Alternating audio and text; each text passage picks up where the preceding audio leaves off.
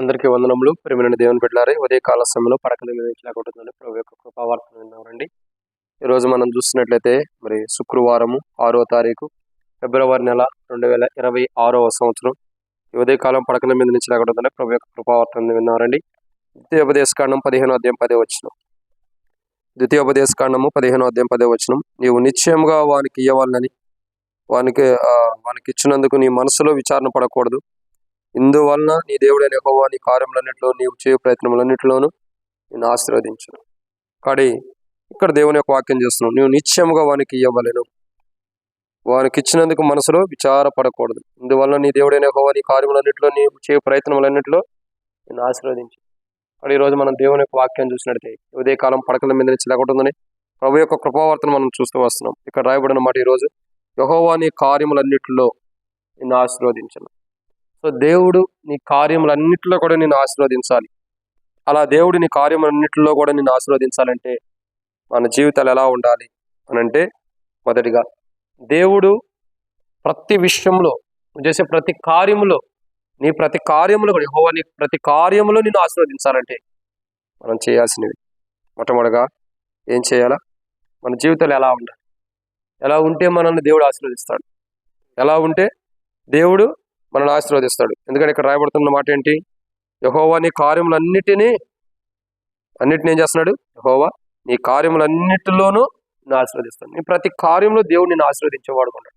అలా దేవుడు నిన్ను ఆశీర్వదించాలంటే మొట్టమొదటిగా మనం చేయాల్సిన పని ద్వితీయోపదేశకాండం 15వ అధ్యాయం 11వ వచనం. బీదలు దేశంలో ఉండక మానరు, అందుచేత నేను నీ దేశంలోనున్న నీ సహోదరులకు దీనులకును వేదలకును అవశ్యంగా నీ చేయి చాపాలని నీకు ఆజ్ఞాపించాను. సో దేవుడు నీ ప్రతి కార్యంలో నిన్ను ఆశీర్వదించాలంటే మొట్టమొదటిగా నీ దేశంలో ఉన్న వారికి నీ చేయి చాపాలి. నీ దేశంలో ఎవరెవరైతే ఉంటూ వస్తున్నారు, చేయి చాపడానికి దేని కొరకు? లంచం తీసుకోవడానికో ఇంకేదో అడుక్కోవడానికి కాదు. నీ దేశంలో ఉన్న వారికి నువ్వు ఎందుకు చేయి చాపాలి? ఇవ్వటానికి చేయి చాపాలి, ఇచ్చే విషయాల్లో చేయి చాపాలి.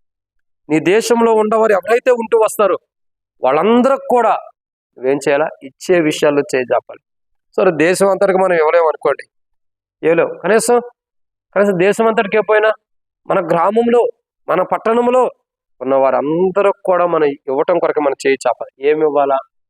సరే, ఇక్కడ ఏమి ఇవ్వాలన్నా మనకి ద్వితీయోపదేశకాండం 15వ అధ్యాయంలో మనకు చాలా విచ్చబడుతూ వస్తుంది. అయితే ఒక ఆత్మీయుడు ఏమి ఇవ్వాలంటే ఈ లోకంలో ఏమి ఇవ్వాలా? చేయి దేని చాపాలంటే సువార్త పత్రికను ఇవ్వడానికి చేయి చాపాలి, దేవుని వాక్యాన్ని ప్రకటించడానికి చేయి చాపాలి, దేవుని మాటలు ప్రకటించడానికి చేయి చాపాలి. నీ దేశంలో అంటే నీ ఊర్లో కానీ నీ రాష్ట్రంలో నీ ప్రజలు ఏ ప్రజల మధ్యలో ఉండవు, ఆ ప్రజలందరూ కూడా నువ్వేం చేయాలా? నీ చేయి చాపాలి దేవుని వాక్యాన్ని ప్రకటించడానికి. ఎప్పుడైతే నువ్వు ఉన్న ప్రాంతంలో, ఆ దేశంలో, ఆ రాష్ట్రంలో ఎప్పుడైతే నువ్వు చేయి చాపి సువార్త ప్రకటిస్తావో, ఇక్కడ ఏమి ఇవ్వాలో దాని గురించి చెబుతున్నాడు. నువ్వు ఇవ్వాల్సిందంతా నిత్యంగా ఇచ్చేసేమంటున్నాడు. సరే, ఇక్కడ ఏమేమన్నా ఒక క్రైస్తవుడి జీవితంలో దేవుడు నీ దగ్గరకు వచ్చి నీ కార్యములన్నింటిలోనూ నిన్ను ఆశీర్వదించాలంటే, ఒక క్రైస్తవుడిగా నీ కార్యములన్నింటిలో దేవుడు నిన్ను ఆశీర్వదించాలంటే నువ్వు నీ దేశంలో సువార్త చెప్పాలి, పరిచర్య చేయాలి, పత్రికలు పంచాలి, దేవుని సత్య సువార్తను చెప్పాలి. అప్పుడు దేవుడు నీ కార్యములన్నింటిలో కూడా నిన్ను ఆశీర్వదిస్తాడు. రెండవదిగా ఏం చేయాలా? ఇక్కడ ఇదే వచనం 15వ అధ్యాయం 11వ వచనం ద్వితీయోపదేశకాండం. నీ సహోదరులకు వారికి కూడా నీ చేయి చాపాలి. అంటే నీ సహోదరులు ఎవరైతే ఉంటారో, నీ ఇంటి వారు ఎవరైతే ఉంటారో వారికి ఏం చేయాలా? నీ చేయి చాపి సమృద్ధిగా దేవుని వాక్యాన్ని బోధించు, దేవుని వాక్యాన్ని తెలియపరచు. లేదా నీ దేశంలో ఉన్న వారికి సహాయం చేయి. ఏదైనా సరే, భౌతికమైన విధానంలో కానీ, ధనపూర్వకంగా కానీ, ఆత్మీయమైన విషయాల్లో, వాక్య వెలుగులో కూడా నువ్వు సహాయం చేయి. రెండవ కోణం ఏంటి? నీ సహోదరులకు కూడా, నీ దేశంలోను సహోదరులు కూడా దేవుని వాక్యాన్ని చెప్పు. అదే రీతిలో వాళ్ళు ఏదైనా అక్కర్లో ఉంటే, వాళ్ళు ఏదైనా అవసరతలు ఉంటే నువ్వు సహాయం చేసినప్పుడు నువ్వు చేసిన కార్యాన్ని బట్టి దేవుడిని ఆశీర్వదించబడుకుంటాడు. మూడోదిగా అంటే మొదటిగా నీ దేశంలో ఎవరైనా సరే ఆర్థికంగా అవసరతలో ఉంటే వారికి భౌతికమైన విధానంలో ధనపూర్వకంగా, ఆహారపూర్వకంగా సహాయం చేయి. రెండోదిగా ఆత్మీయ విషయాల్లో వాక్యం చెప్పి దైవికమైన క్రమంలో కూడా సహాయం చేయి. ఆ చేసిన కార్యానికి దేవుడు నిన్ను ఆశీర్వదించేవాడుకుంటాడు. రెండు, దేశంలో కాదు, నీ సహోదరులకు కూడా నీకు ధనపూర్వకం అవసరమైతే వారికి ధనాన్ని, తర్వాత ఆహార విషయంలో అవసరమైతే ఆహారాన్ని, ఆత్మీయ విషయాల్లో కూడా వారికి సహాయం చేసి నువ్వు సహాయం చేయడం ద్వారా నువ్వు చేసిన కార్యంలో దేవుడు నిన్ను ఆశీర్వదించేవాడుకుంటాడు. మూడవ మాట ఏమని రాయబడుతూ వచ్చింది? ద్వితీయోపదేశకాండం 15వ అధ్యాయం 11వ వచనం. దీనులకు. సో నీ దేశంలో నీ సహోదరులకు, తర్వాత మూడోదిగా దీనులకు. సో దీనులకు కూడా నువ్వేం చేయాలా? నీ చేయి చాపాలి. చేయి చాపడం అంటే వాళ్ళ దగ్గర తీసుకోవడానికి కాదు, దీనులకు కూడా నువ్వు సహాయం చేయాలి.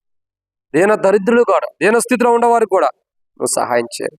ఎప్పుడైతే దరిద్ర స్థితిలో ఉండేవారికి నువ్వు సహాయం చేస్తావు, అది ఆర్థికంగా కానీ, ధనపూర్వకంగా కానీ, ఇంకా ఆహారపూర్వకంగా కానీ, వస్త్రపూర్వకంగా కానీ, లేదా ఆత్మీయమైనటువంటి దేవుని వాక్యాలు చెప్పే విషయంలో కానీ నువ్వు వారి కొరకే నీ చెయ్యి ఎప్పుడైతే చాపుతావో ఆ చాపినటువంటి కార్యాన్ని బట్టి దేవుడు నిన్ను ఆశీర్వదించేవాడు ఉంటాడు. ఇది 3.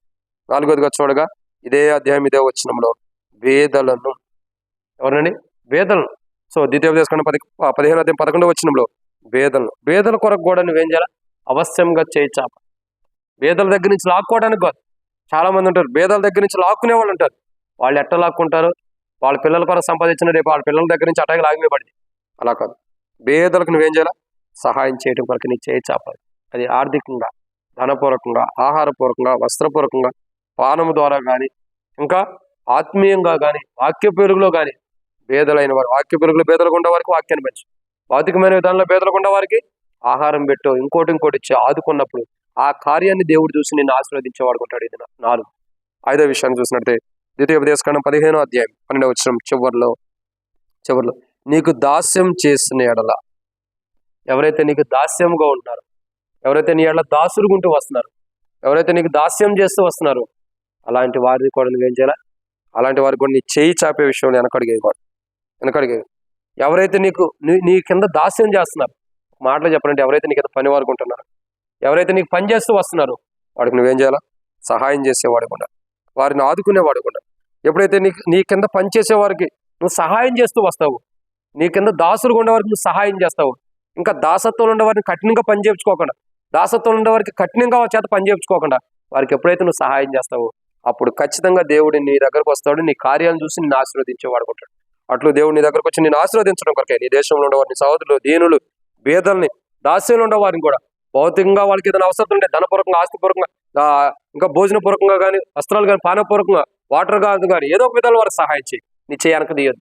తర్వాత ఆత్మానుసారం కూడా వాక్య పెరుగులో కూడా ఇలా నీ దేశంలో కానీ, నీ సహోదరులు కానీ, మరి ఇంకా దీనులు కానీ, పేదలు కానీ, దాస్యంలో ఉండేవారు కానీ ఆత్మీయ జీవితాల్లో ఇలాంటి వారికి కూడా వాక్యాన్ని చెప్పి నువ్వు ఆత్మీయంగా, భౌతికంగా నీ చేయి వెనక తీసుకోకుండా వాళ్ళకి సహాయం చేసినప్పుడు ఆ కార్యాన్ని దేవుడు చూసి నేను ఆశీర్వదించి వాడుకుంటాడు. అట్లు మనం 500 అనుభవం కలిగిన వారికి సహాయం చేయటం ద్వారా ఆత్మీయంగా, భౌతికంగా 2 విధాలలో కూడా సహాయం చేసి మనం దేవుని ద్వారా మనం చేసిన కార్యాన్ని బట్టి ఆశీర్వాదాన్ని పొందుకున్నట్లు ప్రభు సహాయించను కాక ప్రార్థన.